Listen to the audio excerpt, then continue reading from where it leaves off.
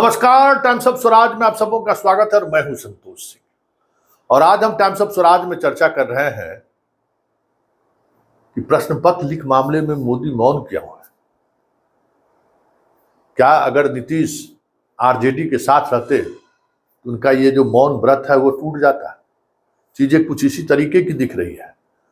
Patna police ने जिस तरीके की कार्रवाई की है और जिस स्तर पर कार्रवाई की है और जिस तरीके से सीबीआई और आईबी का इनपुट पटना पुलिस को लगातार मिलता रहा, उससे ये बात साबित हो चुकी है कि इस खेल में बड़े बड़े लोग शामिल हैं, लेकिन केंद्रीय एजेंसी खुलकर सामने आने से परहेज कर रही है।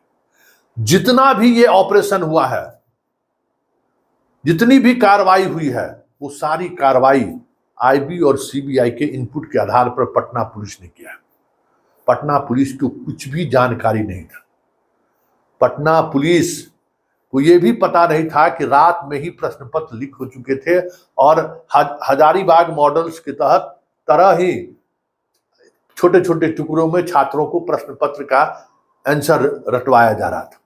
शास्त्री नगर थाने में जो एफआईआर दर्ज हुआ है, उस एफआईआर से पूरी तौर पर यह समझा जा सकता है। यह अलग बात है कि पटना एसएसपी अभी भी कह रहे हैं कि प्रश्न पत्र लीक मामले की हम जांच कर रहे हैं।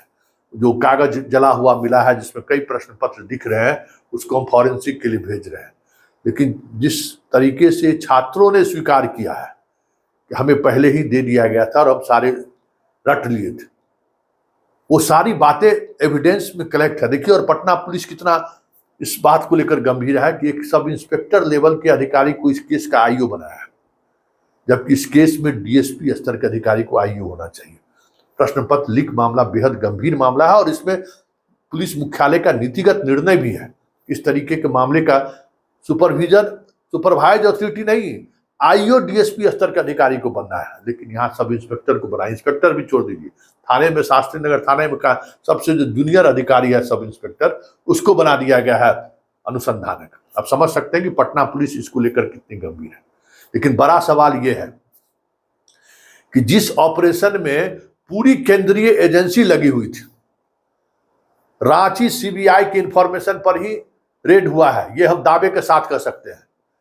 जिस जूनियर इंजीनियर की गाड़ी, चलती हुई गाड़ी से, व्हाइट कलर की गाड़ी से सॉल्वर गैंग के लोगों को गिरफ्तार किया गया, उसका इनपुट भी सीबीआई और आईबी के द्वारा बार बार पटना एसएसपी को दिया जा रहा था और उसी में उसकी घेराबंदी करके गिरफ्तार किया गया।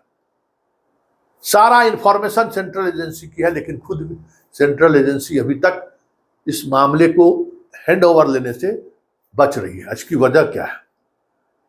मोदी मौन है इसलिए क्योंकि ये नेटवर्क, जो लोग गिरफ्तार हुआ उसका बेटवो गिरफ्तार है शिक्षक बहाली वाला, देख लीजिए। उज्जैन में जो डॉक्टरवा गिरफ्तार हुआ है, उस डॉक्टरवा का भाई भी गिरफ्तार है। मतलब इस नेटवर्क को लेकर अगर हम चर्चा करें तो आर्थिक अपराध इकाई, सीबीआई, आईबी, पटना पुलिस, सबको मालूम था कि नीट का परीक्षा का प्रश्न पत्र लीक होना ही होना है, जबकि लीक हो चुका है। उज्जैन में जो गिरफ्तारी हुई, देहरादून में जो गिरफ्तारी हुई, वो सारे गिरफ्तारी में ये चीजें सामने आ चुकी है। इसका जो पकड़ाया है दिल्ली क्राइम ब्रांच, पहले से इसको नीट के परीक्षा में 3 साल पहले गिरफ्तार कर चुका है। सारे वही लोग हैं। लेकिन सबसे बड़ी बात यह है, बार बार हम कह रहे हैं कि केंद्रीय एजेंसी के इनपुट पर ही जब ये सारी कार्रवाई हुई, इस केस को सीबीआई क्यों नहीं ले रही है?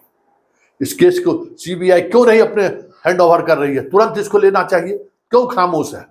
इसलिए कि मोदी मौन है, इसलिए कि बिहार में सरकार बीजेपी और जदयू की है। आज शायद जदयू और राजद की सरकार होती, कांग्रेस की सरकार होती, तो अभी तक तो क्या कहते हैं, चुनावी एजेंडा बन गया रहता। चुनाव में बाप रे, मोदी जी चाह रहे थे, अरे देखिए क्या हो रहा है बिहार में, भाइयों एवं बहनों, देखिए बिहार में नीतीश और चारा चोर और कांग्रेस चोर क्या कर रहा है, बच्चों के भविष्य के साथ खेल रहा है, ऐसी चीखते ना। और अभी मोदी जी मौन है। मौन तोड़िए मोदी जी, मौन तोड़िए। ये लाखों बच्चों के भविष्य का सवाल है। जिस केस का पूरा इनपुट आईबी और सीबीआई के पास था, उस केस को सीबीआई को हवाले कर दीजिए। मौन तोड़िए बाबा, मौन तोड़िए। इतिहास माफ नहीं करेगा, इस देश की जनता आपको माफ नहीं करेगी। कब तक हिंदू मुहिया और भारत पाकिस्तान के नाम पर पट्टी बांध कर रखिएगा? बना लीजिए। जिस दिन एहसास हो जाएगा ना यहां लोगों को कि आप किसके साथ छल कर रहे हैं, उस दिन इस देश में क्रांति आ जाएगी। ये बात सोच लीजिए।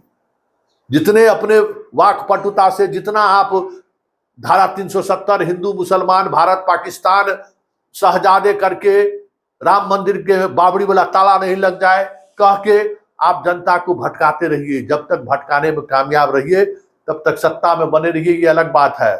लेकिन जिस दिन जनता समझ जाएगी इस पूरे खेल के पीछे आपके लोग हैं या आप इस तरीके के खेल में शामिल लोगों को संरक्षण देते हैं, मोदी जी क्रांति आ जाएगी देश में, क्रांति। याद रखिएगा कि कोई एक साधारण सा पत्रकार आपको ये बात कह रहा है, क्योंकि जिस तरीके से नीट की परीक्षा का प्रश्न पत्र लीक था, पूरे सेंट्रल एजेंसी को इसकी जानकारी है, फिर भी जिस तरीके से आप मौन हैं, इतिहास नहीं, देश आपको माफ नहीं करेगा।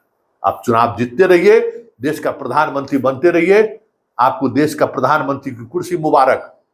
लेकिन ये देश का बच्चा जो भविष्य है वो आपको कभी माफ नहीं करेगा।